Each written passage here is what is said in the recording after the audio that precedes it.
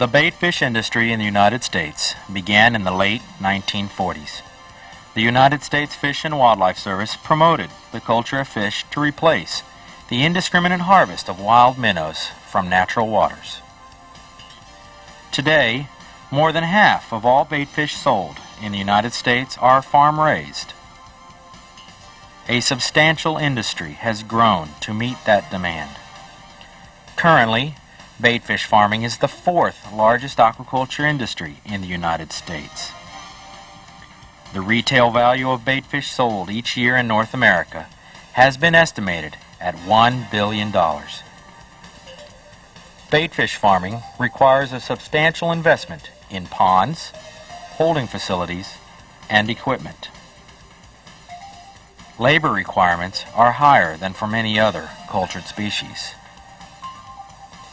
And above all, raising and selling baitfish requires excellent management and marketing skills to deal with the complex nature of the baitfish business.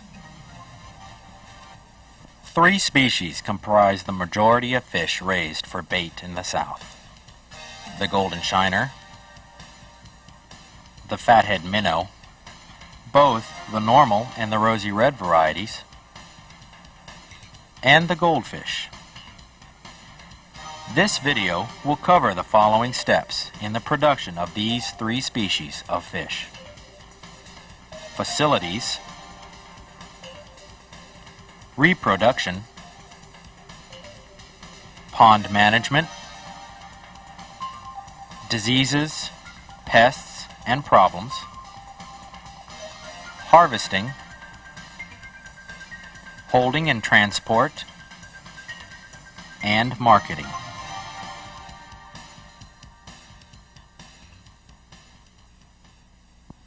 The vast majority of baitfish are produced in earthen ponds. Ponds for rearing golden shiners and fathead minnows are usually 10 to 20 acres in size. Goldfish ponds are normally less than 5 acres in size. The objective in feeder goldfish production is to keep fish at a small and more valuable size. This is difficult to do in larger ponds. Ponds constructed for baitfish production are similar to those used for raising other fish. Most ponds are 4 to 6 feet deep. Main levees are graveled to allow for the harvest during inclement weather. Well water or groundwater is the best source of water for baitfish production. While streams or other surface waters could potentially be used, the water would need to be screened to prevent the entry of wild fish. Surface water may also be muddy or even contaminated with chemicals. Water requirements range from 25 to 50 gallons per minute per surface acre of ponds. The key consideration is that the quantity of water available should be sufficient to fill a pond in 7 to 10 days. Each pond is equipped with a drain. Either an inside or outside swivel drain is commonly used. Drain pipe diameter should be large enough to empty a pond within 1 week. Pond culture of baitfish requires specialized equipment: seines, seine reels, aerators, pumps, feeders, and hauling trucks with aerated tanks are all used in baitfish production. Baitfish farming also requires a specialized facility known as a minnow shed or grading shed. Here, fish are graded and prepared for shipment. The minnow shed consists of an open or enclosed building with a concrete floor.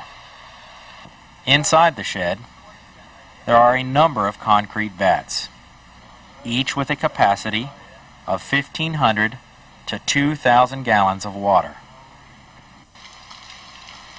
Vats are constructed so that the floor slopes towards the drain, allowing vats to be emptied completely. Water depth is maintained by a standpipe. The facility needs a plentiful source of clean well water, supplied by a 4-inch well or larger. The quantity of water available in gallons per minute should be equal to about 1% of total vat capacity.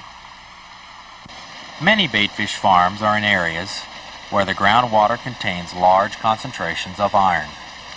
For fish to survive while in the minnow sheds, iron must be removed from the water supply to the vats.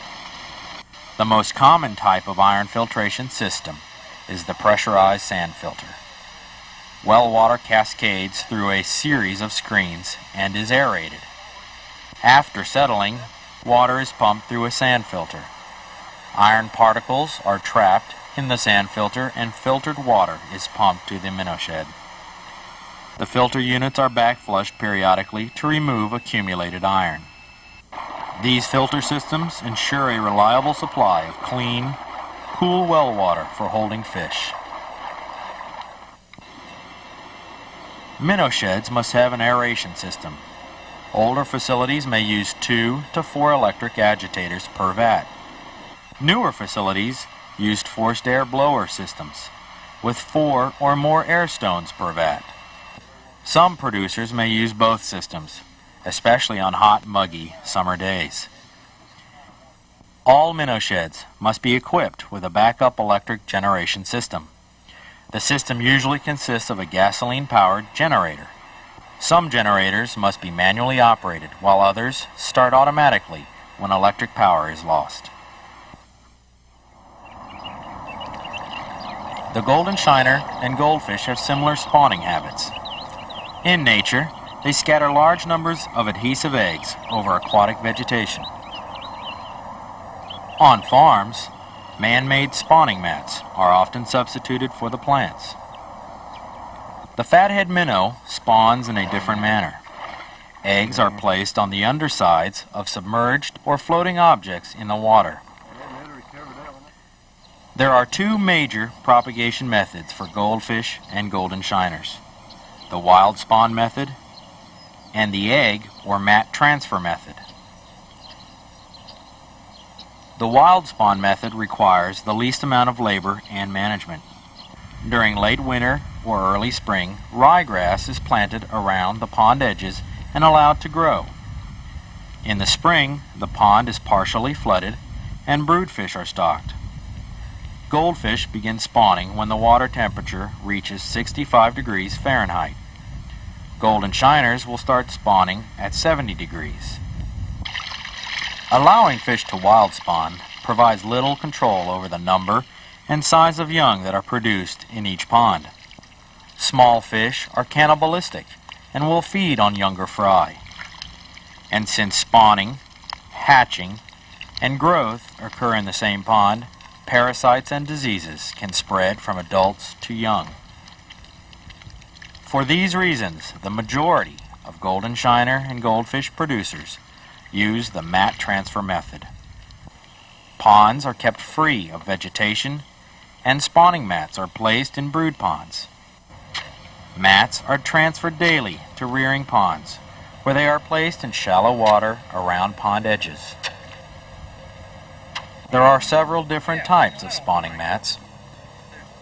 Mats may be in the form of small rectangles that are staked or floated along the side of brood ponds. Other farms use mats made from 10 to 12-foot sections of mat material. A mat machine has been developed to mechanically lay and pull 300-foot sections of spawning mat. After eggs hatch, mats are washed and dried before being used again. The eggs hatch in 3 to 7 or more days, depending on temperature. Resulting stocking rates vary from several 100,000 to several million fry per acre. Ponds may also be stocked using the fry transfer method. All of the rearing ponds on a farm cannot be matted out during the spawning season, since remaining baitfish inventory from the previous year are being sold throughout the spring season. Once fish reach about 3/4 of an inch in size, they are hardy enough to withstand being transferred to other ponds. Fry numbers are estimated volumetrically. Stocking rates vary depending on how soon fish are needed for the market. Generally, golden shiners are stocked at 50,000 to 200,000 fish per acre, while goldfish may be stocked at 1/2 to 2 million fish per acre. Reproduction of fathead minnows is done by the wild spawn method. Spawning material is placed in a pond to serve as nest sites. Many producers use pieces of polytarp, lengths of polyirrigation pipe, wooden pallets, cardboard, or plywood. Fathead minnows start spawning in the spring at water temperatures of 60 to 65 degrees Fahrenheit and may continue to spawn until early July. Grading broodstock allows for the separation of larger males from the smaller females and permits stocking of broodfish at a ratio of 5 females to each male. Fathead minnow ponds may also be stocked by the fry transfer method. Fry are caught and transferred to other ponds at rates of 50,000 to 300,000 fish per acre. Fatheads raised for the feeder market are stocked at even higher densities. Baitfish farming is much more complex than simply producing the most fish or the biggest fish. The key to a successful operation is having sufficient quantities of desirable sizes of fish at the right times of year. Fish size is regulated through adjusting stocking density and feeding rate in each pond. Farmers use skills developed from years of experience to hold fish at desirable market sizes while keeping fish healthy. Good pond management practices are essential to fish health and survival. Baitfish farming requires careful management of production ponds, including fertilization, feeding, inventory control, maintenance of good water quality, and fish health checks. Fertilization has a twofold purpose. It establishes a bloom in the water of natural food consisting of millions of microscopic plants and animals. The bloom also shades the pond bottom and prevents the development of nuisance aquatic vegetation. Ponds are fertilized with both organic and inorganic fertilizers. Organic fertilizers, such as cottonseed meal, rice bran, or animal manures, are used mainly for fertilization of fry ponds. Inorganic fertilizers containing phosphorus and nitrogen are applied at intervals during the warmer months to maintain pond blooms.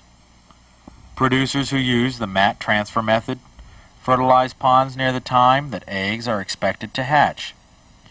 The bloom provides essential, natural food for the newly hatched fry. A bloom can also be established by pumping water from a fertile pond nearby. This can provide a ready source of food for fry, although waters from established ponds varies in suitability for fry. Fry density is checked to determine hatching success. Fry from ponds that are overstocked will be transferred to other ponds for grow-out. Feeding begins when fry are first seen swimming freely. The first feed is usually a 48% protein meal, fed several times a day at a rate of 1 pound per acre application.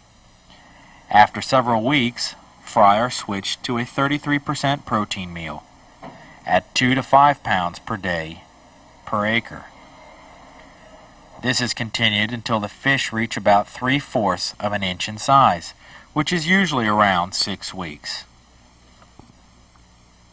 At this time, producers switch to crumbles or to small diameter pellets. The protein level should be at least 29%. The feeding rate is gradually increased to 10 to 20 pounds per acre per day for golden shiners and fathead minnows. Goldfish are often fed at rates 2 to 3 times higher. Most producers use mechanical feeders to distribute feed to their fish. A blower is used to produce a stream of air that propels feed out over the pond surface. Feeding is an essential management tool that allows an experienced producer to estimate fish size and number in each pond.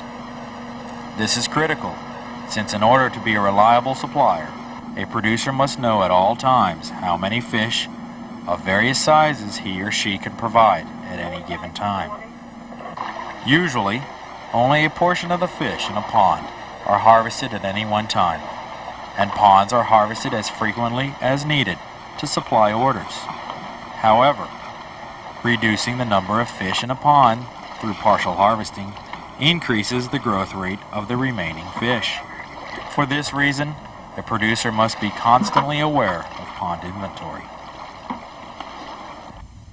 Maintaining water quality is important. Producers learn to manage water quality by managing the plankton bloom in a pond. Changes in color or dark streaks in the water may signal problems ahead. From mid-June on through the summer, ponds are checked daily in the early morning for signs of low oxygen or disease. Many baitfish producers have begun to install permanent aeration in their ponds.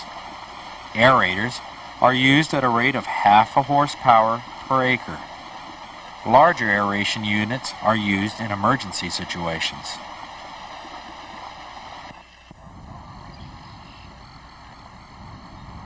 Baitfish farming involves raising literally millions of tiny fish. Small fish are particularly vulnerable to all kinds of predators, and diseases are a problem common to all cultured fish. It has been estimated that less than 10 to 15% of the golden shiners laid as eggs one year will survive until the following year.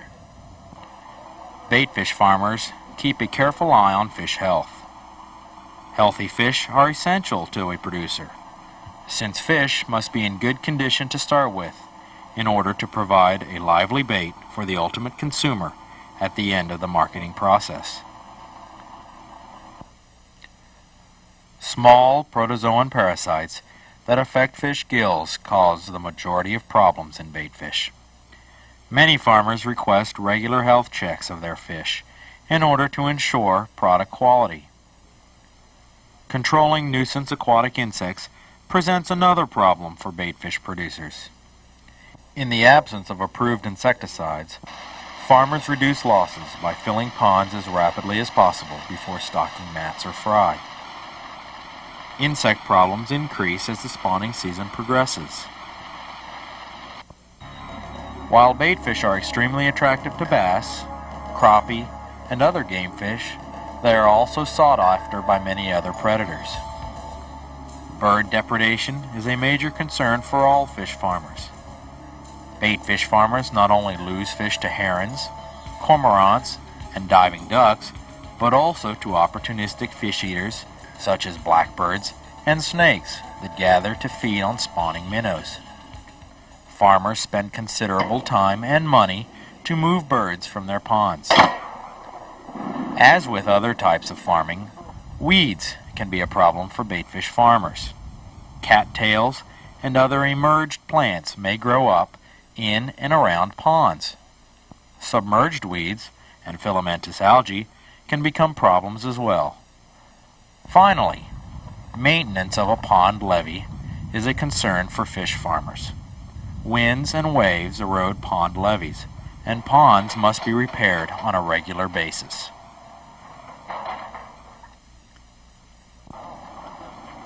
Baitfish farmers harvest fish from ponds regularly to obtain healthy fish for market. Often, only a portion of the fish in a pond are seined in order to obtain the necessary quantity of fish. In the winter, fish may even be harvested from beneath a cover of ice.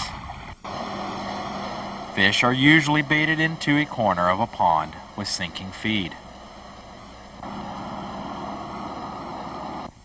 Once fish accumulate in the area, a seine is used to surround and capture the fish.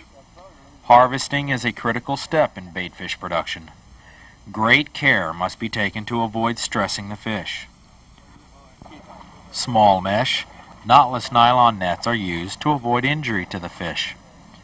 Golden shiners in particular have loose scales that are easily dislodged. Fish that are damaged in any way cannot be sold. Fish are gathered up in the seine and the net is staked out to form a bag. Fish are transferred to the hauling truck by bucket. Each bucket contains approximately 25 pounds of fish. The quantity of fish being loaded is measured by counting the number of buckets. Fish are held in the seine for less than an hour to avoid damage to the fish. Hauling tanks are equipped with agitators or an oxygen system to keep fish in good condition for the trip to the minnow shed. Fish are unloaded into vats at the minnow shed, where they will be graded and sold.